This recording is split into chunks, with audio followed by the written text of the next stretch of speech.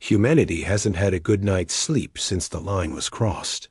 On dozens of worlds, reports flooded in about vivid shared dreams. People saw stars dimming, shadows folding into familiar shapes, and heard voices that weren't spoken, but were deeply understood. Neurologists pointed to stress. Psychologists called it mass hysteria. But Dr. Annika Solano, she knew better. During a closed briefing with Admiral Kessler, she explained, "It's not an intrusion. It's calibration." Kessler looked confused. "You're saying they're learning our minds?" Solano shook her head. "No, they're learning how we make meaning. The Night Hunters didn't communicate like us. They didn't send messages. They imposed constraints." After first contact, subtle changes rippled through human space. Translation algorithms failed on their artifacts, and AI prediction models couldn't pin down their next move. It was as if reality itself was being reshaped. They're forcing ambiguity. We rely on clarity, but they're taking that away. So how do we talk to something that doesn't use words? We show them contradictions. This was the moment humanity first tried to communicate with the mysterious Night Hunters. The first message arrived at Kova Relay Station, but it wasn't a ship or a weapon. Every single screen on the station flickered to life, showing not static, but structured, geometric patterns. They unfolded in impossible symmetry, collapsing and reforming faster than the eye could follow. People froze, some screamed, but others felt a chilling sense of recognition. One technician whispered, "It's not data, ... it's grammar." The broadcast lasted just 11 seconds. In that short time, 3 Station A is shut down to prevent self-corruption. 2 human analysts passed out cold.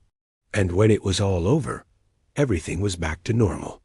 No damage, no trace, just a terrifying question mark left hanging in the void. Did you understand anything at all?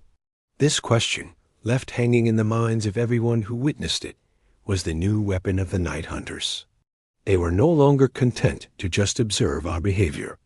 They were probing our very interpretation of reality. From the Black Court, their leader Kel Threx watched the response streams, his mind splitting across 1,000 simultaneous analyses. Humans responded with chaos, but also with incredible creativity. We argued, we built theories. We failed right out in the open for everyone to see. And then we tried again. He noted with unease, "They do not seek a single answer. They seek many." This simple fact unsettled him more than any military resistance ever could. Within 48 hours, Fleet Command authorized a new initiative, Project Lexicon, a massive joint effort of linguists, scientists, artists, and even philosophers, all tasked with one goal: to understand an enemy who values questions more than answers. What happens when 2 civilizations meet, and one's greatest weapon is a question?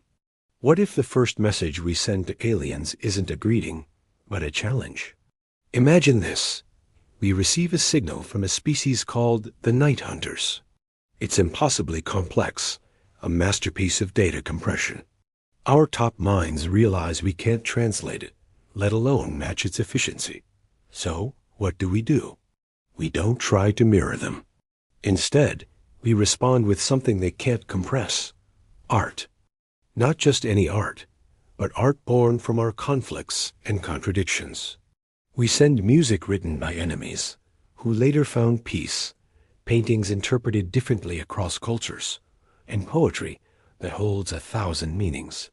We show them humanity not as a unified voice, but as a chaotic, beautiful, and wonderfully messy chorus.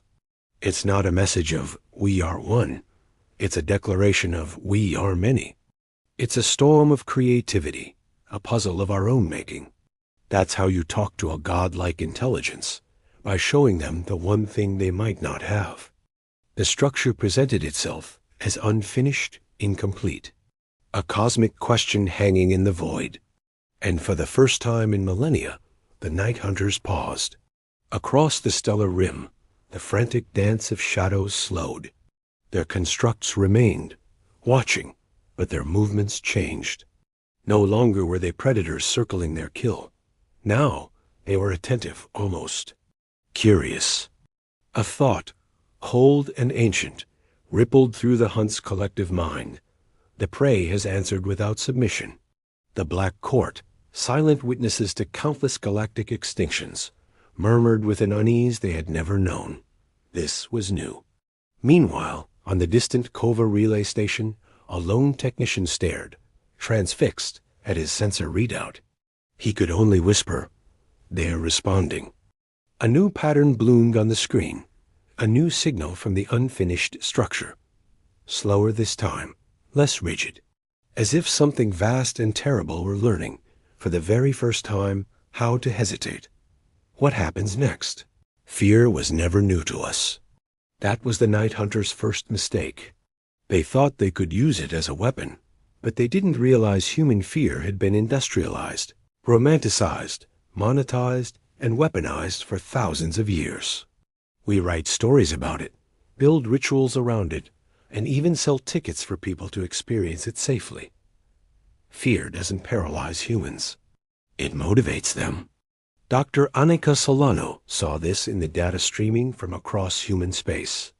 Cortisol levels were up, sleep was disturbed, online arguments were more aggressive. And yet, productivity had risen. Military recruitment surged. Scientific breakthroughs were happening faster than ever.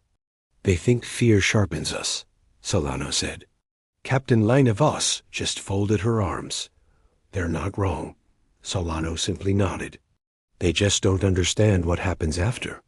The Night Hunters began their targeted fear experiments, but they were about to learn a very hard lesson about what happens when you truly frighten humanity. Imagine a world where for 6 hours, all shadows simply vanished. That's what happened on the colony of Meyerholt. No matter the light source, nothing cast a shadow. People said it wasn't terrifying, just deeply, fundamentally wrong. Then, on Kepler's fall, every mirror, every reflective surface, showed a tall, dark figure standing just behind the viewer. No one was harmed, but the psychological shockwave was immense. A scientist named Solano called these events fear probes, experiments designed to isolate variables and learn how we react. The aliens, called the Hunt, were studying us. They saw our responses weren't uniform. Some turned to religion, others to aggression. Artists created works depicting the shadows not as monsters, but as mirrors of ourselves. The Hunt was fascinated. Our fractured, chaotic response to fear somehow made us stronger. It was inefficient, but it worked. And then, one of their own was lost, by accident, to a surge from our own flawed, curious technology. The Hunter convulsed. Its form destabilized, collapsing inward before vanishing entirely. No human weapons were fired. No one had intended any harm. A stunned silence followed, then sheer panic erupted. Fleet Command braced for immediate retaliation, expecting the worst. But the counterattack never came. Instead, Night Hunter activity spiked across all sectors. Their constructs began repositioning with incredible speed, their observation patterns shifting in ways we'd never seen before.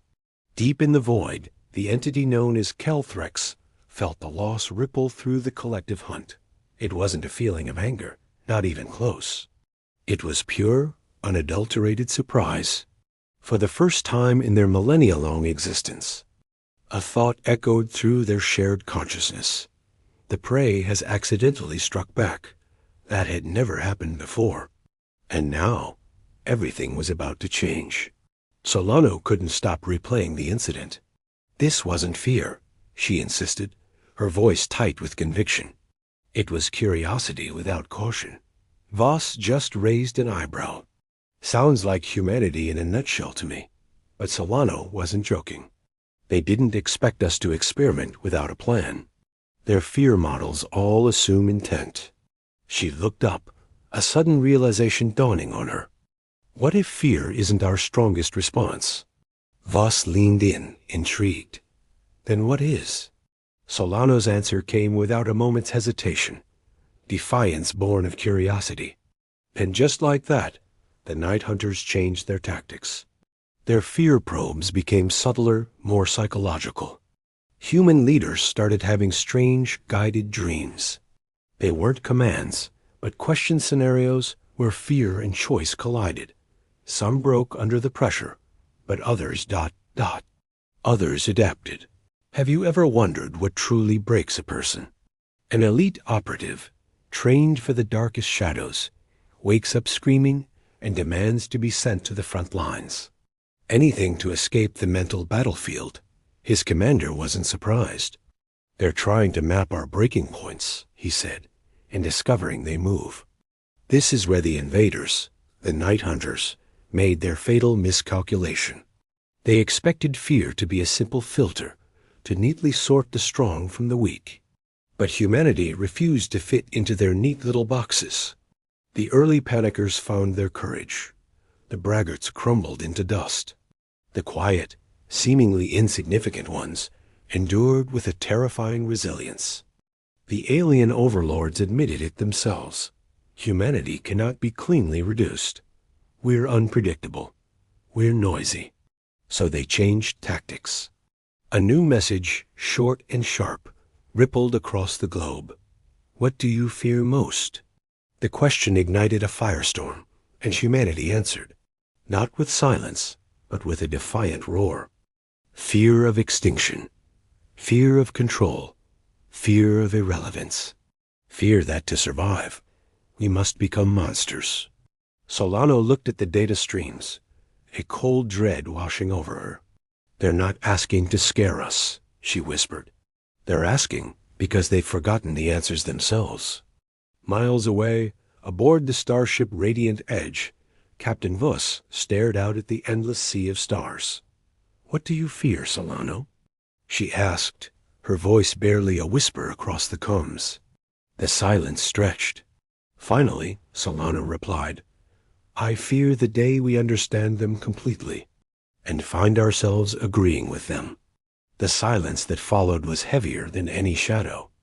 And far beyond the reach of humanity, the ancient being Calthrex considered the future of the hunt. Fear had always been their greatest weapon, but it was losing its power. Without fear, they would need something new, something far more dangerous. They would need our respect. The shift didn't begin with a bang, but with a piece of paper. For the first time since first contact, humanity stopped just reacting. The ever-divided Coalition Council, usually tangled in bureaucracy, passed a unified directive in under 6 hours. The new order was clear. No more silent endurance, no more scattered fear. If the alien night hunters were studying humanity, then humanity would study them right back. Dr. Annika Solano read the directive, her mind racing. "They're giving us permission to provoke," she whispered. Captain Lena Voss, ever the pragmatist, replied, "They're just admitting we already are." Project Lexicon exploded overnight. It was no longer just for linguists and artists. Now, military tacticians, sociologists, and game theorists joined the ranks. "We stopped treating them like gods," Voss declared in the first briefing. "We treat them like a thinking adversary." And that's when everything changed. That they believe the hunt is necessary. Solano's answer hung in the silent room. "Then," Voss added, his voice firm, "we challenged the necessity." Humanity's pushback didn't look like open resistance. It looked like chaos. It was inconsistency. Convoys weren't rerouted for safety. They were rerouted to scramble the enemy's observation models. Patrols varied their patterns without any optimization. Colonies developed completely different responses to the same night hunter attacks. There was no single strategy, no clean data for the aliens to analyze. The night hunters observed, and they struggled. The alien commander, Calthrex, reviewed the data streams with growing tension. "They are sabotaging their own patterns," one of his seers reported, confused. Calthrex knew the truth. "No," he replied, a chilling realization dawning on him. "They are sabotaging ours. What do you think of this strategy? The first deliberate human counter-experiment. against the night hunters happened at Helios Array. It was just a civilian research platform, barely defended, broadcasting openly. When the night hunter constructs appeared, Helios didn't dim its lights. It brightened them. Floodlights flared in wild, chaotic patterns. Music blasted out, discordant, layered, and emotional. Voices filled the com channels, not screaming or pleading, but arguing, debating, just being human. The hunters froze. Their fear models completely failed. The prey wasn't running. The prey wasn't surrendering. The prey was ... performing. One of their leaders, Calthrex, watched as a seer hissed. They're making a spectacle of themselves. But Calthrex saw something else. No, he said softly. They are refusing to be simplified. That was new. That was dangerous. This simple act of defiance, of being unapologetically complex, was a weapon they had never encountered. The destroyer drifted, a silent husk in the void. Everything went dark. Engines, weapons, even the life support redundancies. They were alive, vulnerable, and they had chosen this stillness. Out in the black, the hunter hesitated, and then it withdrew. Later, the destroyer's captain, voice trembling with adrenaline and disbelief, demanded, "Why didn't they finish us?" Solano's reply was quiet, but it echoed through the bridge. Because if they had, the data would have meant nothing. You see, fear without a response teaches nothing. The night hunters were finally learning that the hunt required cooperation from their prey. And humanity, in that single, defiant act of stillness, was withdrawing its consent. Across the colonies, public sentiment shifted. It wasn't about unity anymore. It was about ownership. Humanity was taking back the night. Invasion. That's what we called it at first. But something shifted. People stopped talking about invasion and started talking about engagement. Our artists began painting the night hunters not as monsters, but as systems trapped by their own rigid doctrines. Protest signs changed from cries of war to declarations of identity. We are not your test. Even our children's drawings reflected this change, showing shadowy figures hesitating at the edge of playgrounds. Calthrex, one of their commanders, saw one of these drawings. It shook him more than any weapon we could build. Then, a new message came from them. No spectacle, no complex geometry. Just a simple question pressed into our minds. Why do you resist the hunt? On the bridge of the Radiant Edge, Captain Voss answered without hesitation. Because survival isn't enough, she said, and behind her voice, a chorus of humanity rose up. We choose meaning. Fear isn't our only teacher. We change each other. A beautiful, contradictory wave of life sent back into the void. Across 1,000 battlefronts, the night hunters pulled back. Not a retreat, no. This was a re-evaluation. In the desolate black court, Calthrex stood alone, the psychic echoes of human defiance still screaming in his mind. He finally understood. They don't fight to win. They fight simply to continue. And for the first time in millennia, doubt, a cold and foreign sensation, coiled in Calthrex's gut. Miles away, Dr. Solano looked at her console, a small, knowing smile on her face. They're slowing, she murmured. Voss, standing beside her, simply nodded. Good, she said. That means they're thinking. Beyond the viewport, the stars blazed, indifferent and eternal. Humanity had struck a blow, a chaotic, desperate, beautiful blow. And the hunt, the perfect ancient predator, suddenly had no idea what to do next. The first crack didn't sound like failure. It sounded like delay. The night hunter formations, once fluid and certain, now hesitated. Their observation cycles began to repeat unnecessarily, and the seers cross-checked their readings with growing unease. The hunt was still on, but it was no longer confident. Calthrex felt it in the small gaps between thoughts, tiny voids where certainty used to live. The eldest seer warned that uncertainty is contagious, and Calthrex couldn't disagree. Far away, human analysts noticed it too. "They're looping," Solano said, pointing at the display, rechecking assumptions. Admiral Kessler frowned. "That's good, right?" Solano's voice was steady. "It means they've lost a foundational axiom." Voss leaned in. "Which one?" Solano replied, "That prey reacts predictably to fear." For the first time in ages, the night hunters convened their black court. Calthrex stood at the edge of the void, feeling the crushing weight of a collapsing doctrine. One voice declared, "The hunt defines US. Without IT, we fracture."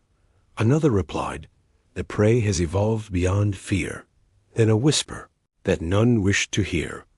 "Then the hunt may be outdated." To test this heresy, the hunters authorized direct contact. Not an attack, but a conversation. An emissary manifested near Iris Station. Alarms blared, weapons locked on, but the alien remained still. A slow, uncertain voice entered human channels. "We do not understand your resistance." After a tense silence, Captain Lena Voss broke protocol. "Then stop hunting us," she said. The emissary paused. "The hunt is survival." Voss shook her head. "No, it's habit." The emissary's form wavered. "Habit is stability," it replied. "What happens when an entire civilization's purpose is challenged?" Solano stepped forward, her voice calm but firm. "Habits can kill ecosystems," she said. "Just ask any invasive species." The words struck a chord, not with anger, but with a sudden, dawning recognition. The night hunter flinched back. Miles away, across the black court, the ancient leader Calthrex felt a crack form in their very foundation. The humans were changing the narrative. They weren't fighting against destiny. They were presenting a choice. And choice means responsibility. Responsibility means guilt. The emissary's voice echoed, filled with uncertainty. "If we stop, what happens to US?" Silence hung heavy in the air. Then, a single, unauthorized voice cut through the comms a civilian. "A people are at their worst behavior," they said. "You don't have to be this forever." A simple, powerful truth. Solano swallowed, feeling the weight of that unexpected hope. The tide was turning. What will they choose? The emissary trembled. Moments later, the night hunters withdrew him. There was no declaration, no threat, just ... absence. But the damage was done. Within the hunt, dissent began to spread. It wasn't loud or violent, just a persistent, quiet change. Some hunters started avoiding their usual fear tactics. Others found themselves lingering, watching humans live their lives instead of just reacting to them. The hunt was fracturing, not from a defeat, but from simple exposure. Calthrex stood alone before the void-like stillness. He thought, "The prey has seen us, and we have seen ourselves." For the first time, the stillness offered no answer. Back on Iris Station, life resumed with shaking hands and stunned laughter. "We didn't win," Voss said quietly. Solano nodded. "No, we complicated them." She allowed a small smile. "That might be worse." Far beyond, ancient protocols stirred. Not for war, but for containment.